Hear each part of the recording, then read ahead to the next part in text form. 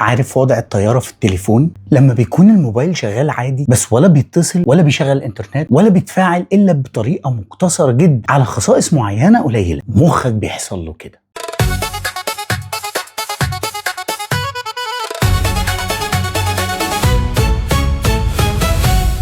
وضعية الطيران هي وضعية بنحطها في الغالب واحنا راكبين الطيارة عشان اكتر من حاجة، منهم انها ما تأثرش على نظم الاتصال الخاصة بالطيارة، ولو انه ثبت بالاحصائيات انها ما بتأثرش يعني ولا حاجة، بس بيعملوا كده للاحتياط. كمان عشان نقلل الطاقة المستخدمة من البطارية ويطول عمر الشحن اطول فترة ممكنة بما اننا مسافرين وكده وبتاع. تعرف ان جسمك بيحطك على وضع مشابه لده بس بشكل اكبر شوية، وده بيحصل لك وانت رايح تنام او وانت بتصحى من النوم. دي بقى مان اسمها التاريخي ظاهرة الجاثوم. من الناحية الدينية خلينا نبدأ بالإسلام اللي ما فيهوش أي نص قرآني أو من السنة النبوية بيقر بوجود الجاثوم ده من أساسه، لكن بيتم تعريفه أنه الكابوس الذي يقع على الإنسان في نومه، أو هو مقدمة الصرع. ليس هو خرافة ولا أسطورة، بل هو حقيقة واقعية، وقد يكون لأسباب مادية أو من تسلط الجن. ده كلام ابن منظور في كتابه لسان العرب. في المسيحية الغربية بقى بيقول لك إن الجاثوم ده ملاك اتطرد من الفردوس بسبب شهوته الزايدة، وأحيانا بياخد شكل راجل الست تعرفه، وبالطريقه دي كانوا بيخلعوا من تهم الاغتصاب. وكان وقتها بينصحوا الست عشان تفرق بين اذا كانت العلاقه مع شخص حقيقي او مع الجاثوم انها تتاكد ان كل الناس اللي في البيت يكونوا غرقانين في النوم بشكل عميق جدا لحظه ظهور الجاثوم ليها. باقي الحضارات بقى زي فيتنام وهنغاريا ونيوغينيا المعتقد عندهم بيختلف شويه ما بين انه يجثم على صدر الشخص او انه روح شريره تدخل الجسم وتسبب حاله من الشلل،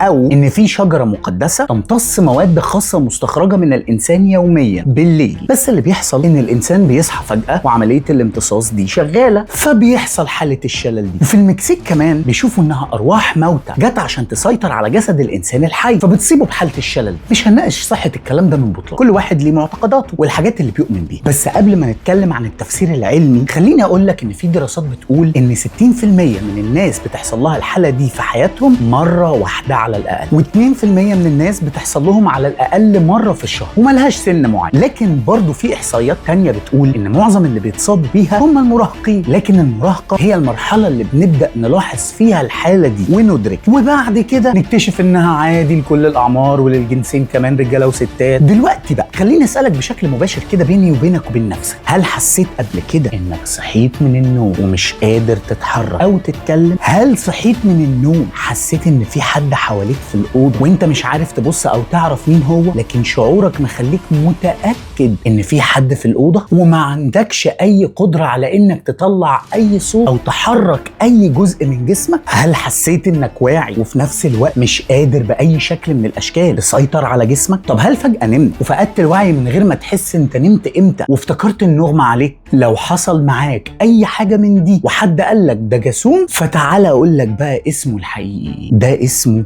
شلل النوم. علميا ممكن نقول ان جسم الانسان بيدخل مرحله كل 90 دقيقه اسمها العين السريعه، بتستمر تقريبا 15 دقيقه، والمرحله دي هي اللي انت بتحلم فيها ودماغك بتعطل اغلب وظائف العضلات عشان ما تتحركش كاستجابه منك للحلم اللي انت بتشوفه. اللي بيحصل بقى وقت شلل النوم هو انك بتصحى وبتبقى واعي قبل ما دماغك تعيد تنشيط التحكم في وظائف العضلات، وده طبعا بيسبب لك رعب وقلق، لانك بالرغم من انك صاحي وواعي لكل اللي حواليك الا انك عاجز على الحركه والتحكم في جسمك. وساعات دماغك في الوقت ده بتهلوس بقى كمان، وممكن تحس انك كنت بتحتضر. الموضوع ده مش بياخد غير دقايق قليله، واوقات بياخد ثواني معدوده لحد ما دماغك ترجع قادره على التحكم في عضلاتك وجسمك مره تانية. والمسببات اللي بتخلينا في الوضع الجسدي والدماغي ده بتختلف. يعني مثلا ممكن التوترات النفسيه تكون سبب، او انك كنت مسافر وتعبان من السفر مثلا، وساعات بيكون علاج معين بتاخده، او انك اخدت جرعه زايده من الحاجات اللي فيها كافيين او الكحول. وساعات بتكون لاسباب وراثيه، ممكن يكون بسبب انقطاع النفس اثناء النوم، وممكن عشان مواعيد نومك مش متظبطه او نقص الاكسجين في المخ، الخ اسباب كتير وكتير. هل الموضوع بيتعالج؟ طبعا ممكن يتعالج عادي وبحاجات بسيطه، يعني زي مثلا انك تلعب رياضه قبل ما تنام، او تظبط مواعيد نومك وتنام كويس عدد ساعات كويس، واللي هي متوسطها عند الانسان العادي من 7 7 ل 9 ساعات في اليوم، وحاجات كتير. ممكن كمان يكون العلاج بالادويه عادي، ما تقلقش. ده غير ان في حاجه ممكن تعملها وقتي وانت حاسس بالشلل اثناء النوم تخفف شويه من التوتر، انك تحاول تحرك صوابع رجلك وتبربش بعينيك، وما تحاولش تقاوم الحاله دي. كل دي حاجات تساعدك انك تتخلص من حالات الشلل اثناء النوم. لو حصل لك قبل كده او تعرف حد حصل له، ابعت له الفيديو ده عشان يفهم اكتر عن الموضوع، او شيرها عموما عشان تفيد غيرك. وممكن تحكي لنا في الكومنتات كمان عن اللي حصل لك، او حسيت بايه قبل كده في الحالات المشابهه اللي حكينا عنها. وما تنساش وانت بتعمل الكومنت تعمل لايك وسبسكرايب، وتستنى نشوف علينا هيلاعبنا بايه المره الجايه. ومن هنا للحلقه الجايه، لو عقلك حاول يلعبك لعب.